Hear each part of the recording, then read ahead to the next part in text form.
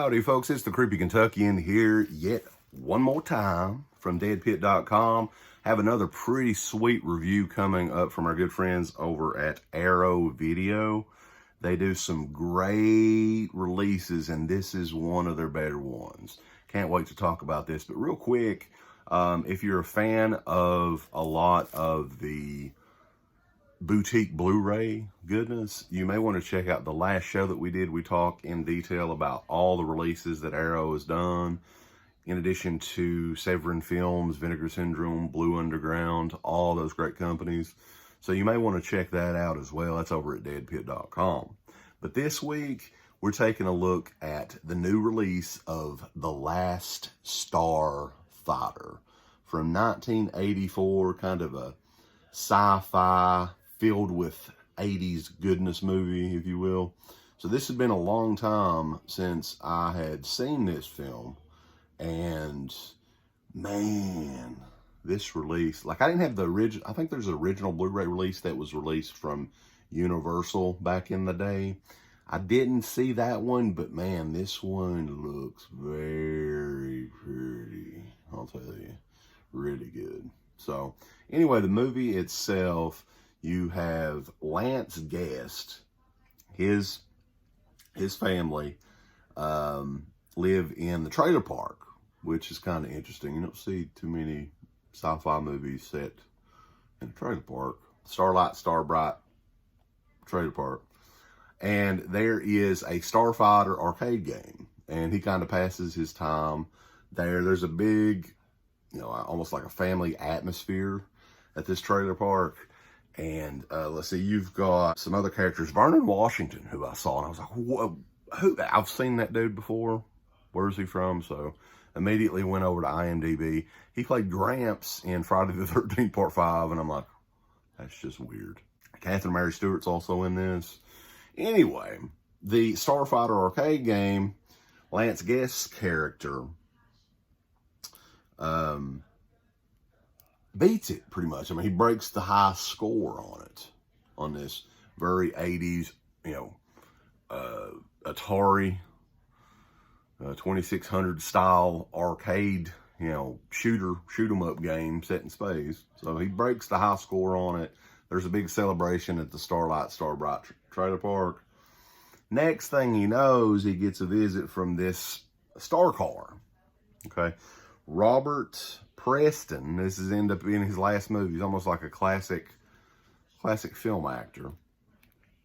Plays Centauri, who recruits Lance Guest to, you know, protect his home planet, if you will. So, I think there was a story that they had designed the game to recruit, you know, starfighters for real. So, I don't know, it's kind of weird. But yeah, I mean, the movie, then you go, you know, it's kind of almost like Star Wars in a way. Reminds me a lot of that. I think they were kind of influenced by that. So, 1984 is when this came out. Nick Castle, yes, that Nick Castle, the original Shape, Michael Myers, directed this film. I think this is the one that really got him into directing. It was a pretty good hit for the 1980s. It's a very 80s film, has a lot of just odd makeup characters and creatures and stuff like that, very similar to Star Wars and all that at the time. So Star Wars was just ending, so they needed movies like it. So The Last Starfighter is similar in a way. I mean, I think it's more, it screams more 1980s. It's aged a little bit, but in a good way. So, and the outer space sequences, man, in HD, I have to say, these look unreal on this new Blu-ray. This is a 4K remastered transfer of the film. It's got a ton of special features on it. We'll go on, you know, here in a minute about that. But some of the special effects sequences are kind of aged. The spacecrafts themselves were made on a computer, and the picture quality is so good and so clear, you can totally see it's computer generated. I mean, at the point where, you know, computers back in 1984, it's a lot it's a lot different than computers now. So the texturing and all that's really not there, but I think it adds to the charm of the film. It's got that, you know, I mean, this is the epitome of 80s action sci-fi film. Very fun. If you haven't seen this in a while, I would highly recommend everybody checking this out. Lance Guest also plays a kind of a dual role in this as well.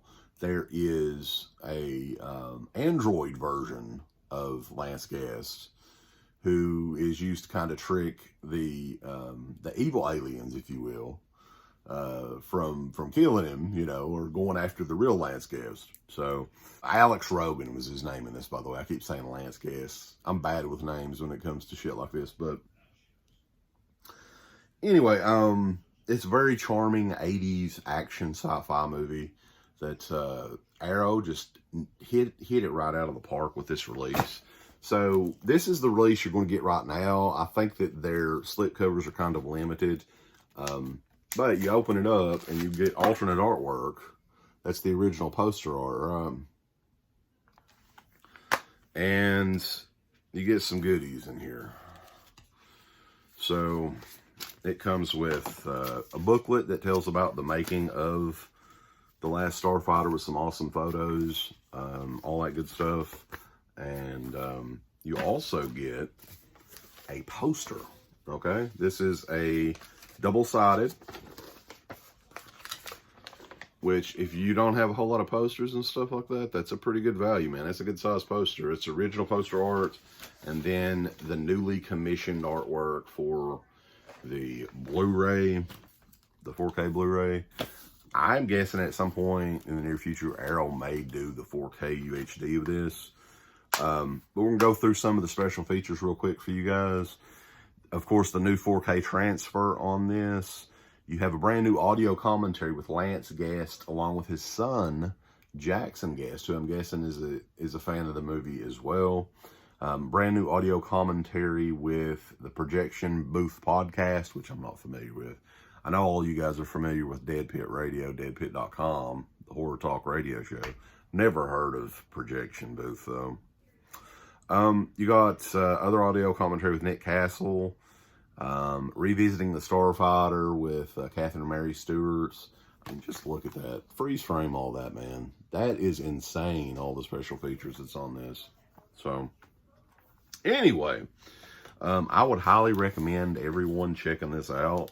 The Last Starfighter is out now from Arrow Video. Check them out at arrowvideo.com and check us out over at DEADPIT.com.